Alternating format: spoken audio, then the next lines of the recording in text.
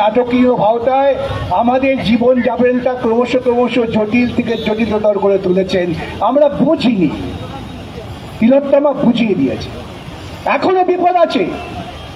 এই যে তদন্ত, সিবিআই যে তদন্ত করছেন, সেই তদন্তকে বিভ্রান্ত করবার জন্য চেষ্টা হচ্ছে।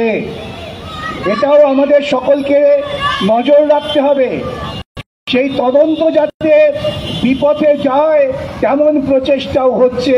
তাই দেখবেন যে আদালতের অকার্যকরী বিভিন্ন বিষয় নিয়ে আমরা খুব বিচলিত।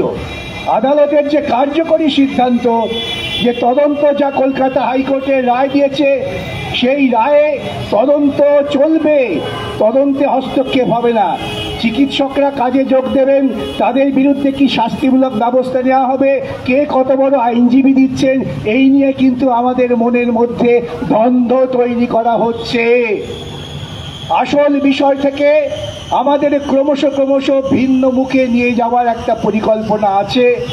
ভুলে যাবেন না, যারা দুর্বিনীত, যারা দুর্নীতি করেন, তাদের শক্তি আমাদের থেকে কম, তাদের শক্তি অনেক বেশি, ক্রূরতার শক্তি অনেক বেশি। শকুনির দ্বারাই কিন্তু পাণ্ডবেরা পরাজিত হয়েছিলেন এবং মহাযুদ্ধ, যে কোনো সমাজে এই যুদ্ধ তারা আহ্বান করেন কুচক্রীদের দ্বারা। এই কুচক্রীরা এখনো আছেন।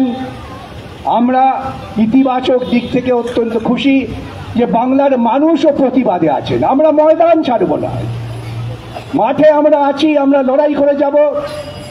আমি সিবিআই বন্ধুদেরও বলেছি যে আপনারা জানবেন ময়দান কিন্তু আমরা ছাড়ছি না। যদি একটু বেচাল দেখি তাহলে কিন্তু ছোবল মারতে আমরাও পিছপা হব না। আমি আপনাদের বলি, সিবিআই এর অনেক আধিকারিক তারা বলছেন আমরাও চাই এই তদন্ত, যে তদন্ত দিয়ে সত্য প্রকাশিত হোক।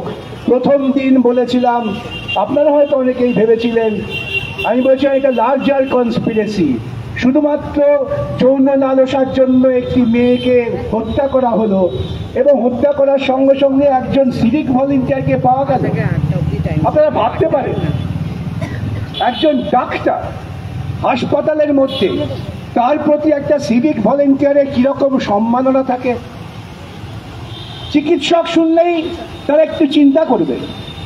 তো সেই সিভিক ভলেন্টিয়ার তিনি জানতে পেরে গেলেন আমার এক দিদিমণি, তিনি ক্লান্ত হয়ে বিশ্রাম করতে গেছেন, এখন আমাকে আরো পরিশ্রম করতে হবে, অতএব আমি তার পেছন যাই। ব্যাপারটা এতই সহজ? এত সহজ নয়।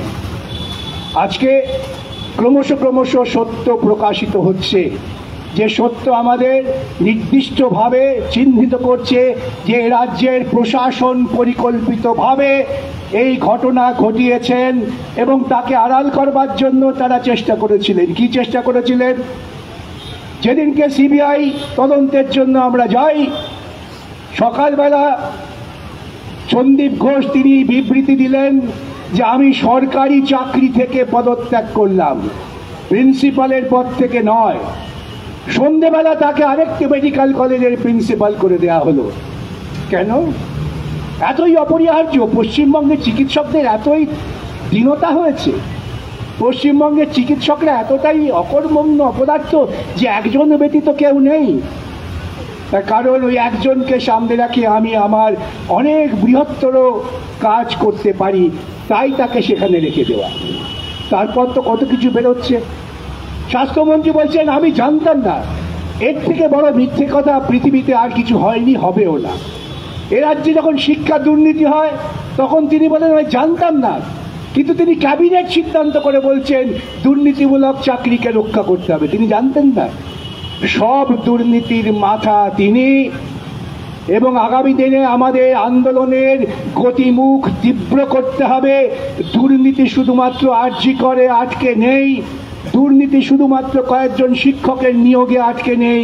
দুর্নীতি দ্বারা এই প্রশাসন পরিচালিত হয়, যারা পরিচালনা করেন তাদের আমাদের খুঁজে বার করতে হবে, তবেই সমাধান হবে। যদি আমরা ভাবি যাক এই তো তিলোত্তমার হত্যা বা ধর্ষণ নিয়ে আমরা একজন দুজনকে মোটামুটিভাবে সাজা দিতে পেরেছি, সেই একজন দুজন যে পরিকল্পিত বলি হচ্ছেন না, তার কি পরিণতি আছে, তার কি গ্যারান্টি আছে? এসব কথা বলি বলেই অনেকেই আমার উপর ক্ষুব্ধ হন। কেউ কেউ বলেন কোন দিন লাশ পড়ে যাবে, কেউ কেউ বলেন গলাটা থাকবে না, আমি বলি ভাই একবার, লাশটা একবারই পড়বে, আমার গলাটা নেমে গেলে একবারই নামবে, দুবার তো নামবে না। অতএব যতক্ষণ না নামছে আমি কথা বলে যাব, শেষ করব। ধর্ষণ কিন্তু শুধুমাত্র যৌন লালসা থেকে লালিত হয় না, এই ধর্ষণের পেছনে একটা দর্শন আছে। আমার ছাত্র যুব মহিলা বন্ধুরা ধারাবাহিকভাবে লড়াই করছেন, তারা এই বিষয়টাও সামনে আনবেন। আমাদের ছেলেবেলা থেকে শেখানো হয়, আজও বলা হয়, মেয়েরা শুধুমাত্র সন্তান উৎপাদনের যন্ত্র, পুত্রার্থে ক্রিয়তে ভার্যা। মহিলার অন্য কোনো সম্মান নেই, মানবিক সম্মান নেই। সন্তান উৎপাদন করবে, পুরুষকে বিনোদন দেবে, এবং সেটাই হচ্ছে একমাত্র সুশ্রীরা কি বলে সুচরিতার লক্ষণ। আর কি বলা আছে, কি শেখানো হয়েছে আমাদের, যে নিম্ন বর্ণের যারা আছেন, নিম্ন বর্ণজাত জনিকে যদি উচ্চ বর্ণজাত পুরুষ উপভোগ করে, তবে সেই নিম্ন বর্ণজাত আগামী জন্মে উচ্চ বর্ণে উত্তীর্ণ হবে। আমরা মনে মনে খুব খুশি, খুব পুলকিত, হায় রে হায়, ওই নিম্ন বর্ণের জনিকে আমি যদি উপভোগ করতে পারি, আমি তো ভালো কাজ করলাম, ওকে বড় জন্মে আমি উত্তরণের রাস্তা করে দিলাম। এই দর্শনটা চালু আছে দেশে। আপনারা দেখেছেন বিলকিস বানু, কি নাম তার বড় কথা নয়, তিনি মহিলা, চেহারা আকৃতি প্রকৃতি সবটাই মহিলা, তিনি ধর্ষিতা হলেন, তার সাজা হলো, কিন্তু সরকার, বিজেপি পরিচালিত সরকার তাদের মুক্ত করে দিলেন। মুক্ত করে দিয়ে কি বললেন, এই রকম জনসভা করে মঞ্চে দাঁড়িয়ে তাদের গলায় মালা পরিয়ে মিষ্টি খাইয়ে বললেন, এরা উচ্চ বর্ণের, এরা ধর্ষণ করতে পারে না। অর্থাৎ ধর্ষণটা ওদের কাছে ধর্ষণ নয়, এটা ওদের কাছে উপভোগ্য, এবং নারীরা উপভোগ্যের উপকরণ মাত্র। আমার সমাজ নারী পুরুষ নির্বিশেষে যতদিন না আমরা এই ধর্ষণের বিরুদ্ধে লড়াই করতে পারবো, তাহলে জানবেন আমার কন্যাটিও সুরক্ষিতা নয়। আজকে তিলোত্তমা আমাদের এই শিক্ষাটি দিয়েছে, তুমি যতই শিক্ষিত হও, তুমি ধর্ষিতা হতে পারো যে কোনো সময়ে। কেন, ধর্ষক এই আদর্শে লালিত পালিত হয়েছে যে ধর্ষণ করার অধিকার তার আছে। নতুন যে আইন হয়েছে আপনারা শুনলে অবাক হবেন, তার কনস্টিটিউশনাল ভ্যালিডিটি নিয়ে আমি মামলা করেছি, কবে শুনানি হবে আমি জানি না, আমার জীবিতকাল হবে কিনা আমি জানি না। সেখানে বলা হচ্ছে যে নারী এবং পুরুষ পরস্পরের সঙ্গে যৌন সঙ্গম করছে, যদি মনে হয় যে পুরুষটি তাকে ভাঁওতা দিয়েছেন, মেয়েটি বুঝে না বুঝে করেছে, তবে পুরুষটির সাজা হবে। উল্টোটা কি হবে, যদি মেয়েটি প্রলোভন দেখিয়ে থাকে পুরুষের সঙ্গে সঙ্গ করেছেন, তাহলে সেই চিন্তা যে নারীরা হচ্ছে পুরুষ আশ্রিত, অতএব নারীদের দিক থেকে এই ধরনের কোনো রকম ভূমিকা প্রত্যাশা করা যায় না। এই যে দর্শন আমরা বলি মনুবাদী দর্শন, তার বিরুদ্ধে আমাদের রুখে দাঁড়াতে হবে। তাই দেখবেন মনুবাদী দর্শনে আদর্শিত রাজনৈতিক দলেরা কিন্তু এই ধারাবাহিক আন্দোলনটাকে সমর্থন করতে পারছেন না। তারা চাইছেন ডাক্তারবাবুরা তাড়াতাড়ি আপনারা কর্মজীবনে ফিরে যান, আবার যদি তিলোত্তমা হয় তখন আবার দেখা যাবে।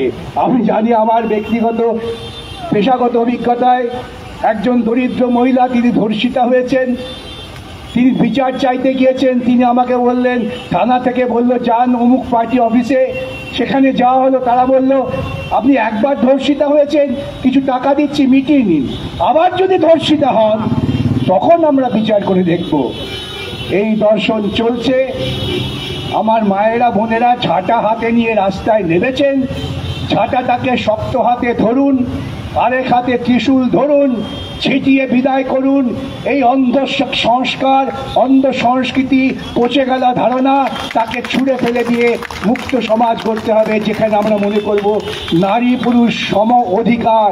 সে অধিকার তাদের জন্মগত অধিকার, সেই অধিকার মানবাধিকারের একটি নিরবিচ্ছিন্ন অঙ্গ। আসুন মানবাধিকার রক্ষা করি। তাই কারণ মানবাধিকার নিয়ে অনেক বড় বড় কথা হয়, আমি আপনাদের মাঠে ময়দানে আসল কথাটাই বলতে চাই। আসুন না সবাই মিলে মানবাধিকারের দাবি নিয়ে লড়াই করি, মানবীয় মানবের একটা অংশ, এই বোধটা ক্রমশ জাগ্রত করি, তবেই দেখবেন আমরা সুস্থ হতে পারবো। আমার বিশ্বাস আমার বিশ্বাসটা আপনাদের কাছে পরিবেশন করলাম, আপনারা ভাবনা চিন্তা করবেন। যদি মনে হয় আমি আবল তাবল বলেছি, আমার খুব গাল দেবেন, আমি কিচ্ছু মনে করব না, কারণ আমি প্রতিনিয়ত শিখতে চাই, জানতে চাই, বুঝতে চাই, এগিয়ে যেতে চাই। আশা করি আপনারা তাই করবেন।